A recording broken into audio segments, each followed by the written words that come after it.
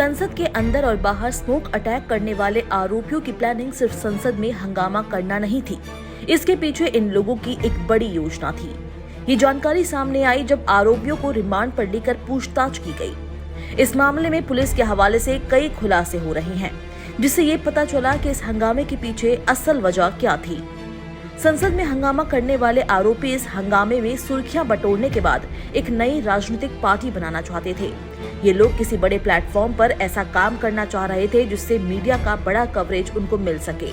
संसद के अंदर घुसने से पहले उन्होंने एक जेल लगाकर संसद भवन के सामने आत्मदाह करने की योजना भी बनाई थी, लेकिन जेल ना खरीद पाने और इस तरह के प्लान में मकसद पूरा ना होते देख इन्होंने प्लान रद्द कर दिया था।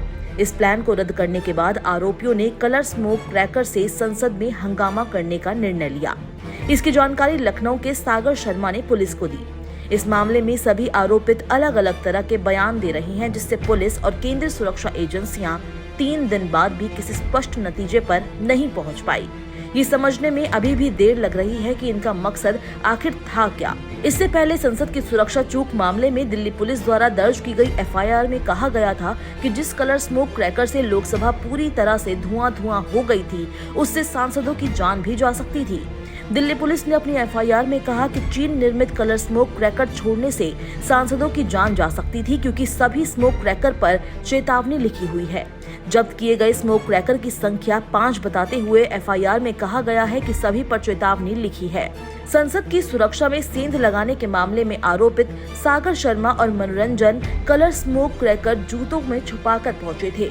कलर स्मोक क्रैकर को उन्होंने जूतों से निकालकर लोकसभा कक्ष में फोड़ा था। क्रैकर ले जाने के लिए उन्होंने मोची से बकायदा सोल लगवाकर जगह बनवाई थी। इसके साथ ही ये भी जानकारी सामने आई है कि संसद भवन की रेकी सागर और मनोरंजन ने इसी साल मार्च और जुलाई के महीने में की थी। पुलिस की रिपोर्ट के अनुसार सागर और मनोरंजन मार्च और जुलाई में संसद भवन की कार्यवाही की रेकी करने पहुंचे थे। इन दोनों ने पुरानी संसद की कार्यवाही की रेकी की थी। जुलाई में सागर शर्मा संसद भवन के पास आया था, लेकिन अंदर नहीं घुस पाया था। हालांकि मनोरंजन जब मार्च में आया था तब वो पास के जरिए संसद भवन के अंदर चला गया था। उसने कार्यवाही को देखकर सब चीज को समझ लिया था। ये उसकी रेकी थी। आपको बता दें कि संसद भवन की सुरक्षा चूक मामले में दिल्ली पुलिस की स्पेशल सेल अब तक 6 आरोपियों को गिरफ्तार कर चुकी है।